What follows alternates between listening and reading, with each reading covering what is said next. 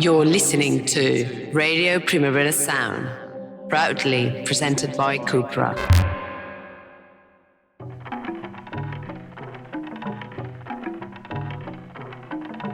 Welcome to Line Noise. A few days ago, I packed up my microphone and recorder and made the short hop to Hospitalet, where I interviewed the fabulous ML Buch, a Copenhagen-based composer, producer, guitarist and vocalist, ahead of her gig at the Pumarejo. In fact, she was playing 2 gigs there, and what a wonderful venue it was to see her. We talked about creeping out in the country, the car as creative space, 90s guitars. I probably talked more about that than she did, but we did talk about 90s guitars, Dire Straits, the Police, and very much more. And I hope you enjoy it. So, welcome. It's a pleasure to be backstage at the Pumarejo, everyone's favourite venue, with ML Buch. How are you? I'm good. How are you? Having just discovered how to say your surname, I'm feeling good. Okay. I'm glad. Yeah. So, I mentioned we were talking a little bit before about where we are in Hospitalet, and have you played in Spain before? I just played in San Sebastian, and have I played here before? No, I haven't. So but I'm playing 4 shows now in Spain, so that's great. After this, you're going where? Madrid or? Yeah, well, I'm playing 2 shows here and then Madrid, yeah. And then Portugal, Lisbon, and then home, yeah. Nice. And is home still an hour outside of Copenhagen? It's Copenhagen now. It's the suburbs of Copenhagen, yeah. I moved back to the city. Mm-hmm. Is that likely to affect your music, do you think? Yes, it is. Yeah, I definitely think. I think I'm gonna cooperate with musicians some more, and I really like to be close to my friends. I don't need the same kind of isolation or just space around. Oh, okay, I miss the space around me, I guess. I really do, and the quietness. Yeah, I kind of miss living in the countryside, but, well, yeah, I can't have it all, I guess. Because the cliche, and I'm going to say it, is that when people were talking about Sundub, they talk about it sounding like the country and the country kind of influences on it, and putting together 2 and 2 that you kind of moved outside of Copenhagen. Is that true? I mean, I know it's a cliche. Oh, yeah. Well, I lived there for 3 years in a very primitive house, just by the ocean. And I was, I was just, trying to figure out, my life, sort of, and then seeing if I could have fun recording and writing music. And I just recorded in many homespun ways and had fun just experimenting with the guitar, basically. Yeah, so it really does something to you to be, to be able to see the horizon. Just it's different. The sky is so big out there by the ocean, and the Suntub is sort of a fantasy or some sort of open world game or something for me, because I was influenced by hearing the wind so much, recording the wind, and it influenced the record, definitely, yeah. One thing I got from the album as well is that it's sort of, for me, it's kind of a mixture between the very beautiful side of nature, the sunsets, the wind, things like that, and there's also the sort of the very visceral side that I've said horrors. I'm not sure if that's what I mean, but like. Well, I guess I'm interested in disjointed bodies and dissolving structures or fragments, or I'm not sure. It's a little abstract. It's very abstract actually, but maybe I think that that's beautiful as well. That we can fall apart and we can dissolve. And I wanted the music to sound like it was dissolving into light or something. Yeah. I mean, it made me think sometimes. Do you know the sort of British tradition of like country horror, like The Wicker Man and things like that? No, not that much. But I've heard The Wicker Man. Is there a movie called? Oh yes, yeah. There's a soundtrack, right? Yeah, they so. A yellow copper. Oh, there is, and it's good. So, they. But yeah, tell me about The Wicker Man. Well, hopefully, because there was a film made in the 70s. Yeah. That was brilliant, and there was a remake in the 2000s that was utterly rubbish. Okay, I'm not sure which one. I just know it's a yellow album cover. But like lots of folk, right? It's just. I think it's from the 70s. Yeah, I think so. It's very intriguing. Yeah. The other thing that seems to come up a lot when you're talking about recording your music is the car. Why is that? Yeah, why is that? Well, I got my own car in 2019. And it was just, that is really a cliche, but I guess it's just, it felt like a room of my own. And just, to have a room of your own that can take you places is just pretty magical to me. And it meant that I could just go all kinds of places and record, and so I reamped a lot of recordings through the car stereo, just to create some different sensibilities, and actually just to experiment and see what happened, or how would this sound, and I also made the vocals, some of the vocals, melodies, singing in the car, listening to my sketches and just driving around and singing and figuring out the feel of the music. That was Flame Shard Skoo. There's a song called that. Yeah, I did that with that one. Yeah. What is the? Oh, and my dad is very interested in cars. I think maybe it comes from that interest. He built his own. Are they called model cars, or the small ones? Yeah. Yeah, he painted the small cars, and yeah, I think it comes from my dad. Yeah, that fascination. Because it's been noted before that your kind of parents were quite musical, right? It feels like you had quite a bohemian upbringing. Oh, actually not.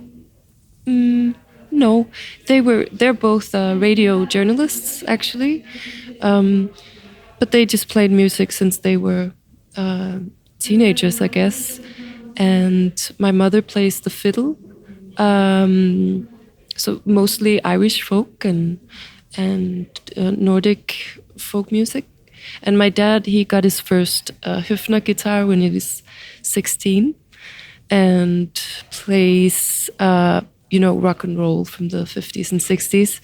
But they've never been, pursuing a career within music. But yeah, they did show a lot of different music to me. Yeah.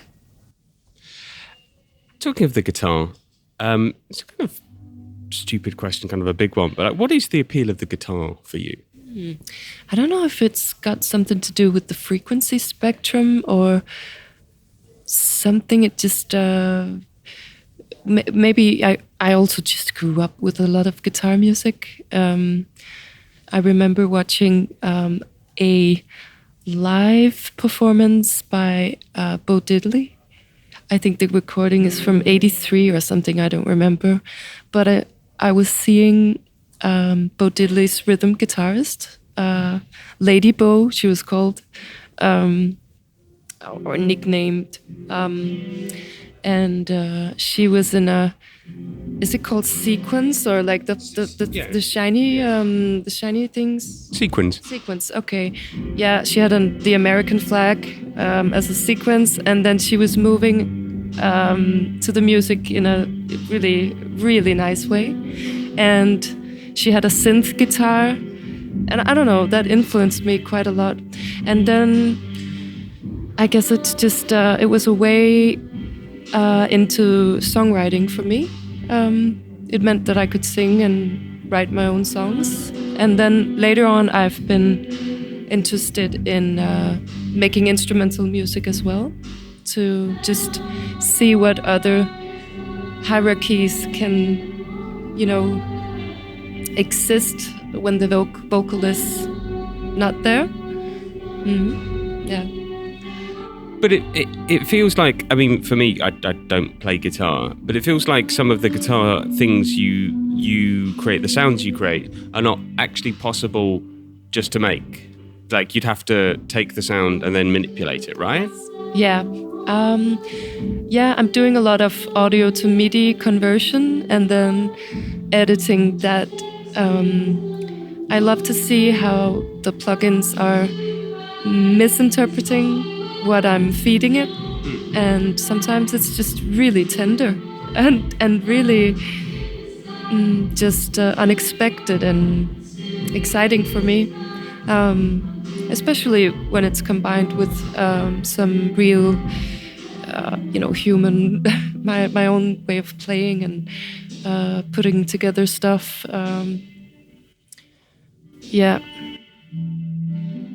So I'm of a certain age, and I sort of came of age in the 90s, and I get a lot of 90s from Suntub, and I mean that in a very, very good way. Was that an influence? I guess so, yeah. But yeah, I just mentioned the Bo Diddleys. I grew up with Bo Diddley as well, and a lot of guitar music from all decades, or at least the past 100 years. I grew up with old American folk music as well, and I guess I love a lot of 80s, guitar sound as well, the more dreamy kind. But yeah, definitely the 90s has been interesting to me as well, because it was also so separated, the genres. I mean, if you played nu metal, you didn't listen to, or that sort of thing. And I just felt really free to just pick and choose and just have fun with the different ways of playing or making textures or effects and all of that. Do you like the sort of My Bloody Valentine, slow dive, shoegaze type ones as well? Yeah, I really do. I didn't know what shoegaze was until like 5 years ago or something. I was like, oh, wow, oh, this is nice. But I think I don't care too much about genres. If it speaks to me, it just does. And yeah, so I like all kinds of music. You said in an interview that the recording of Suntub was insanely tough. Why? Well, it's not easy to just believe in yourself all the time. And I was very much alone with this project, and which was the right way to do it. But having, just your own intuition can be floating in the wind sometimes, and you lose just perspective and maybe confidence sometimes. And then it returned, and I knew what to do, and then it's a tough process. But I think the most tough part was the mixing part, because I didn't know what I was doing, but I just knew that I had to do it myself. Yeah, and I'm really happy I did. You had to because you didn't want anyone else to get their influence on it, or you had to? Yeah, I just intuitively knew that I had to be the sole center of that album. Do you always have to push yourself to make music, or are there days when it just comes quite freely? I'm trying to hack the process, but I don't know. Sometimes I'm going to like a library. Is it called a reading room? Where maybe 50 people are sitting concentrated. That helps me concentrate as well. I like that. It just differs a lot. Some days it's just really fun and it just floats, and sometimes it's just 15 minutes I'm doing something. Sometimes I'm really nerding out some stuff. Yeah. So I really like your lyrics, and I have a sort of theory that people often who English isn't their first language sometimes come up with really slightly unusual, very beautiful images. And I say this, obviously I can't speak any Danish, so why do you write in English?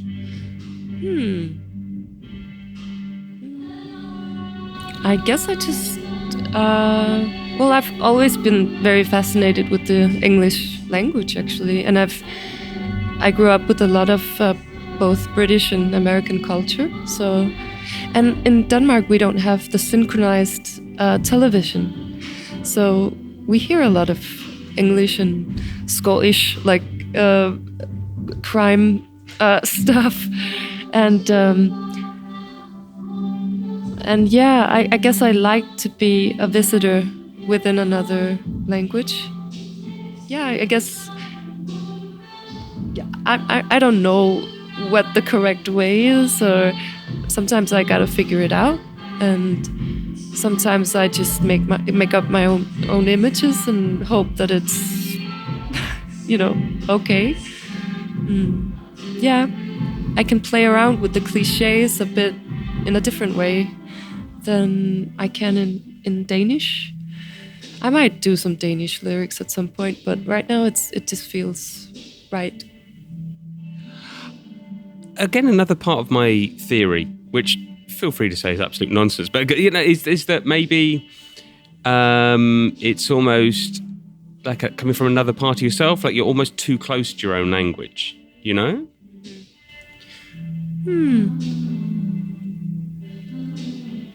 Well, I hear that a lot in Denmark, that they feel the music better when it's in Danish. And I totally see that. It's just two different ways of communicating. Sometimes I can hear a song that's being sung in some babbling, some weird words. They figured out how to, and that's touches me as well. I don't know. I'm actually not sure. I just do what feels right for the different projects I'm doing. Yeah. You also once said that your songs are essentially love songs. Oh, when did I say that? I've been reading. I know what you mean. I mean, I don't think it's the Suntop songs we're talking about, right? Oh. I think so. Yeah, it was a more recent interview. Yeah. Well, I think it's not about romantic love necessarily, but maybe love in a broader sense. That is maybe more touching upon gratefulness or some more ephemeral kind of love music. I was going to ask, how do you find something new in a love song? But I think that answers it, right? Because it's not romantic love. It's like, well, gratitude, you said. Yeah, it's just about connection. I guess it's about connection and disjointment. Is it called that? Disjointment, yeah. Disjointment. And connection and isolation, calm and euphoria. Those sort of contrasts. Yeah. I just remembered it's disjointedness. My mistake. Disjointedness. Disjointedness. There we go. Going back to Skin briefly, you said that Touching Screens was inspired by dad rock, which seems like a fabulous thing. What kind of dad rock? Well, isn't it I heard what are they called? Oh, Dire Straits, for sure. There's a ballad called something about on every something. I think it might be Street. On every street, maybe, yeah. And maybe some what is he called? Sting, the band Sting had. What is it? The Police. The Police, yeah.